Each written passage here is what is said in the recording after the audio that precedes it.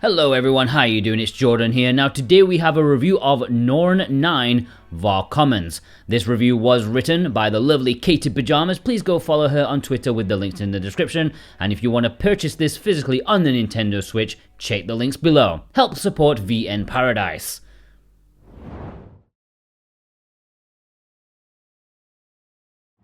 Both the PSP and Vita were veritable gold mines of good handheld Otomes that all deserve to be brought over to other systems. Luckily, Axis has heard our prayers over the last several years and managed to port over more than a few, with the most recent one being today's game on the Nintendo Switch, Norn9 Var Commons. Originally released only in Japan on the PSP, Norn9 Var Commons saw an English physical release on the Vita all the way back in 2015. There's also a fan disc in the series that is considered to be essentially a sequel, Norn9 Last Era. That has never seen an English physical release, well, yet. Axis has announced they are planning on releasing that on the Switch later this year in the summer 2023, with no confirmed date that I've seen at this time. Lastly, there is also a third game, another fan disc in the series called Norn9 Act Toon, but that has yet to have a release in English, and there's currently no announcement for a release at the time of this video, but maybe one day. This was my first time getting to experience this story, and I had no idea what to expect from it. Despite owning the physical on Vita, I never had the chance to play it before now, and I'm glad I waited. Axis did a lot to make this the best version of the game. I'd always heard great things about it, but did it live up to those expectations? Only one way to find out. We start our story with our beginning protagonist, Sorata Suzahara, whom while visiting the Diet building in Japan on a class field trip hears a mysterious song and then finds himself transported to a completely different time and place with no explanation. Lost and confused, he wanders out into a society that is not the one he is used to and realizes something is very wrong. He first meets another girl while wandering the streets who can't remember her name or tell him anything useful other than that the year is now 1919, almost 100 years earlier than where he just was. With nowhere else to go, he follows her to a large ship that has landed from the air in a nearby field which she claims has been waiting for her. So with nowhere else to go and nothing else to do, he joins her on the ship and is introduced to those who will be the main characters of the game and begins to piece together the story. We learn that these are espers, individuals all blessed with certain powers that are on a diplomatic mission to travel across the world to an unknown destination and then be split up among different locations. Our three main protagonists featured are Makoto Kuga, Nanami Shiranui, and Koharu, the girl Sorata met when he first arrived. Each protagonist also has a harem of men to choose from, with each group consisting of 3 male route choices. All routes have 7 chapters each. The story structure functions almost the same in every route, as you'll see with the initial prologue. Luckily, after seeing it once, you can mostly skip the prologue after your initial playthrough and go all the way to the first choice during subsequent routes. At the end of the prologue is also where the initial protagonist, Sorata, just fades into the background. He appears occasionally during each route, but doesn't really return to the story, which felt a little odd considering how the story started.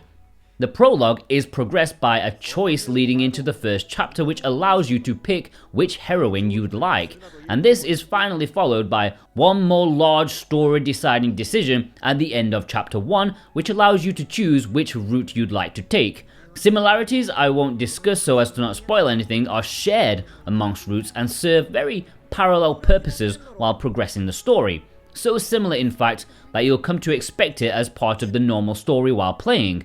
While I found it both comforting and a little predictable that the same structure was present in every route, it works well to move each route forward. The story is pretty good, if not a little rough around the edges. There do seem to be a few plot holes, and the game itself is more romance and slice of life focus with some sci-fi sprinkled throughout. A lot of the main plot focused story beats seem to progress quickly, and the romance parts are a larger part of the whole.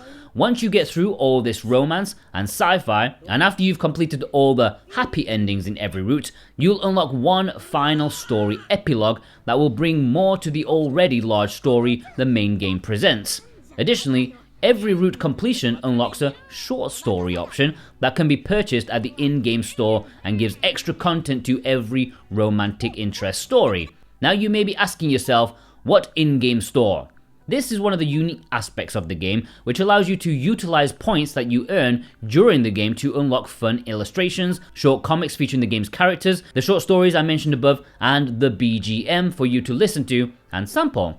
There's also 2 other features that Norn9 offers outside the main story. There's Norn9 Quest, which is a little retro-style minigame that allows you to pick a character and then go through some short auto-generated text that determines whether you will lose or gain points from the interaction. I had both good and bad luck with this, so play at your own risk. Then there's Norn plus Ensemble, which utilizes keywords that you pick up while playing the main story, which you can place in any random order and make for some hilarious conversations. Neither minigame is required to be played to beat anything unless you want to earn a lot of points to unlock all the items in the store, which I recommend because those illustrations and comics are hilarious. Once you've completed all the above, you're looking at every route lasting around 3 to 4 hours, each short story around a maximum of 15 to 20 minutes, and the epilogue bringing around 1 more hour of gameplay, making for a modest 30-hour count at the end of it all. One of the best parts of this Otome is its dynamic range within the cast. Every character in this game is given such a drastically different personality, and you'll feel yourself whiplashing through all the different routes and trying to remember everyone's individual powers and temperament. But that's what makes it so fun. Every route features almost every character throughout with varying levels of interaction, and you get the chance to experience everyone in depth, which makes me feel the same way I did about Code Realize. That is, you'll grow to learn and love everyone in this group despite their obviously pointed out flaws. I found every male love interest in this game appealing, which is usually very rare for me, and for the first time in a while, there wasn't a single route I found to be a disappointment or mundane. A few felt a little less action-packed, but they all still felt satisfying, with each giving the character the time they deserve, as well as showcasing redemption arcs, good interactions, and some of the most adorable CG interactions I've seen in an Otome in a while. Speaking of the CGs and art, there is nothing but praise I can give for this game for both its music and art. The music is excellent and does not ever feel jarring or out of place, it really sticks in your mind. This is one of the few Otomes I used the music player for and left playing in the background while I was busy doing something else.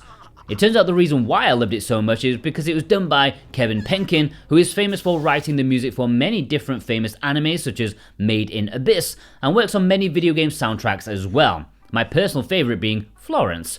I also was in love with the art in this game as the characters are so gorgeously designed and add to the vibrant and bright style of the backgrounds. All the animations are smooth and well done and bring a lot to the game's overall excitement, making what is already a stylish game that so much more. Overall, we all know there are a lot of Otomes on the market and no one has the time to play them all. But if I can recommend you put any in your list, I would add this one. From a gameplay standpoint, it's smooth, free of translation errors, and has an overall clean presentation that gives off that sci-fi romance feel. From the story side, the heroines are sweet and endearing, and there is literally something for everyone in the choices of love interests. While it's not the best crafted story of all Otome time, it shines as one of the more interesting and unique in its variety of romance. Even the small detail of the occasional plot inconsistencies didn't take away from the feeling I walked away when I finished this game. An overwhelming sense to get my hands on the release of Last Era as soon as it comes out. From what I understand, Last Era does a lot to address some of the more confusing parts of Var Commons, making it that much more necessary that Axis get it to us. I need more Norn9, Axis. I need it as soon as possible. Please. A 7 out of 10. Alright, many thanks to KatiePajamas for writing this review. As I said in the introduction, go follow her on Twitter with the links in the description, and, as I also said, if you want to purchase Norn9 Var Commons on the Nintendo Switch, please consider using the links in the description. That is the best way to support VN Paradise.